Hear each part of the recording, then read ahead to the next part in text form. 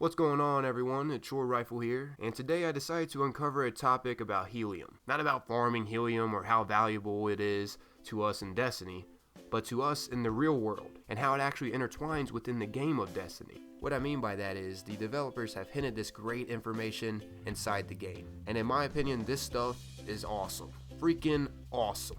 Awesome possum. It's gonna get crazy, guys. It's gonna get crazy. That's all I gotta say. If you could, before I get started with this, I just wanted to say, if you think this info needs to be shared with others, feel free to share this vid, or leave a like. I believe it will help open up a lot of people's mind. I'm not just saying that to increase the views of this video.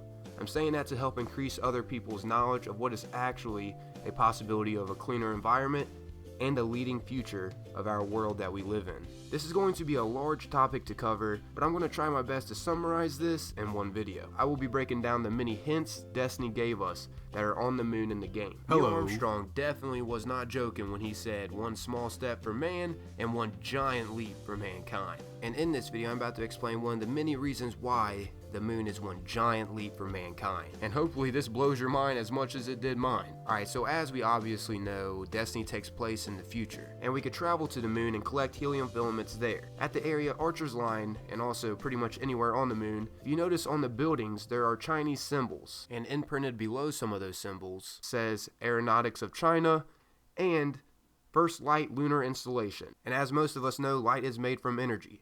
So instead of looking at it as first light, look at it as first energy. Okay, now since you understand that China has some involvement on the moon in Destiny, since it says the Aeronautics of China, the question is, why exactly is China being pointed out here on the moon? Before I get started with that question, if you notice, if you scroll over helium filaments, it says filaments of helium-3 fusion fuel, gathered from the lunar regolith by a helium coil. And if you look up what helium filaments mean on the Destiny wiki, it says they are an essential component in power cells, ranging from a single fusion rifle pack to the plants that power the city. They can be found on the moon, either harvested from coils and as a reward from loot chests. Blah blah blah about that. The main thing you want to look at about this is that they are an essential component in power cells, ranging from a single fusion rifle pack to the plants that power the city. Which is true, helium can be used to power a freaking city, guys. Take that in, that's absolutely crazy. Alright, so to answer the question I had asked before, why exactly is China being pointed out here on the moon?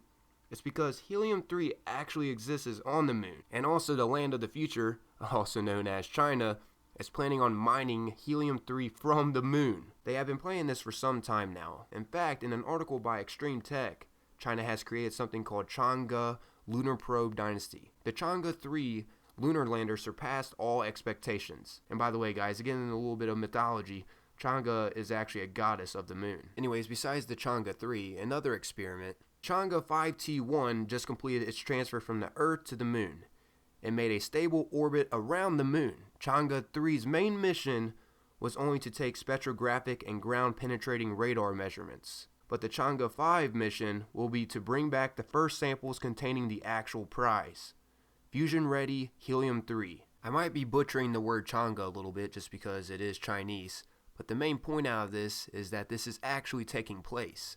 We are actually planning out how to get helium from the moon. This was an article from this year a few months ago. And in case you guys don't know what a few months ago, well, look at the upload date of this video. If you are from the future, realize that this was in 2015, published in January. Now that's not that long ago, guys, that we are speaking about this. By we, of course, I mean us together as mankind, but if you want to get technical with this, China is the one most interested in this right now. But keep in mind, getting this precious helium from the moon will undoubtedly be difficult. I mean, if it wasn't, we would have helium-3 already ready to go as a viable energy source for the Earth. The realization is that it will take significant manpower, actual boots on the lunar surface. I think for now, it is inescapable in planning future missions. Mining, even if it is barely subsurface on the moon, it will always be risky. Robots will have their place for sure. I mean, take a look at the experiment with Chang'e. But they're not going to replace our capability of many uses. One scary thought is, imagine being stuck in a mine on Earth. Yeah, that'll be pretty freaking scary and all. But what would be even more scary is being trapped in a mine on the moon. Now this information I am bringing to you guys is from many articles about this topic. They have continued to stay updated with what's going on. I just decided to summarize these articles up in this video, but I'm not done yet. I will leave these articles in the description for you guys to further investigate this information. As always, it's pretty freaking phenomenal to look at the possibilities of obtaining the helium-3 and getting it back to Earth. The problem is getting it back to Earth. In Destiny, we can find helium coils on the moon. When you pick up the coils, you will get helium filaments. If you guys didn't know, a filament is a conducting wire or thread with a high melting point. And to extract the helium-3 in real life from the moon is we are going to have to find a way to melt it at a 600 degrees Celsius. So the helium filament in the game is a possible idea of how we are going to be able to transfer the helium-3. To get further into this, the Archer's Line area in the game on the moon has an accelerator there.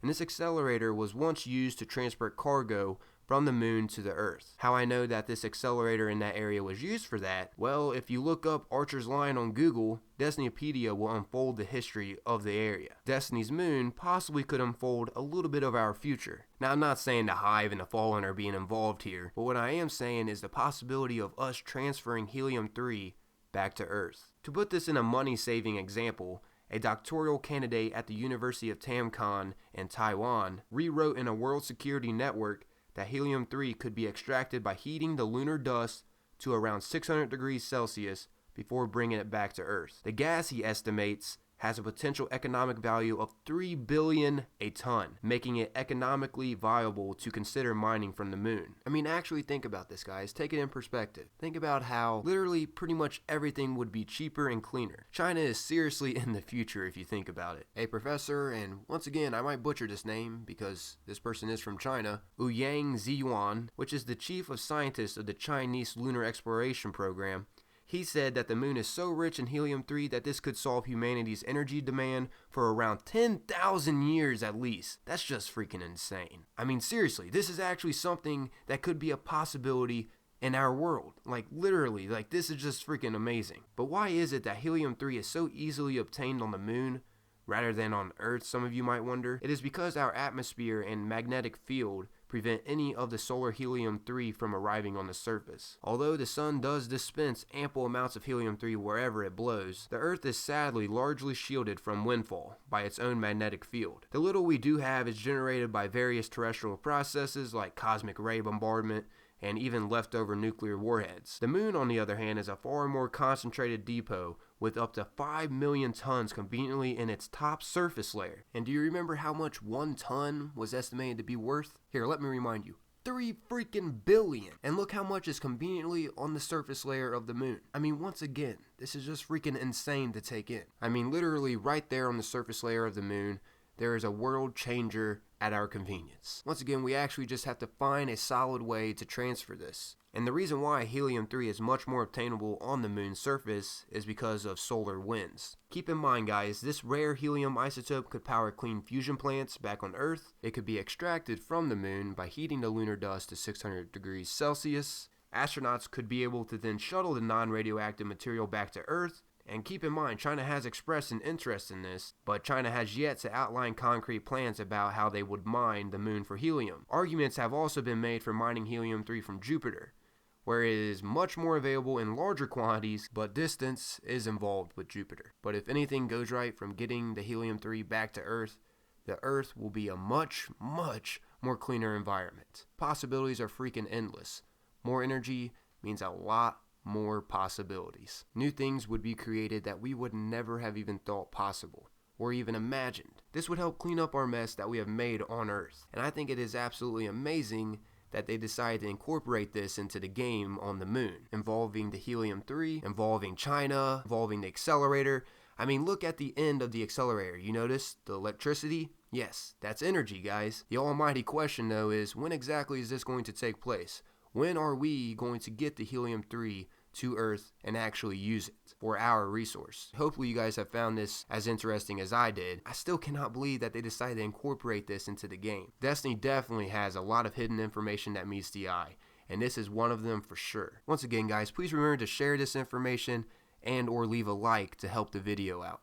It's much appreciated by me, and I'm sure it'll be much appreciated by someone else that would love to hear this knowledge to help open up their mind to how our world could be a cleaner environment. I mean, a lot of us don't think about small things like this, like how one thing could be such a big difference, but I'm telling you, this helium-3 could be a huge difference in our world, and hopefully this video has helped you realize it can. There is endless possibilities, and I would love to see everyone's opinion on this topic. But I'm out of here though, everyone. As always, stay safe and don't sleep in pee. That's very important. Peace out.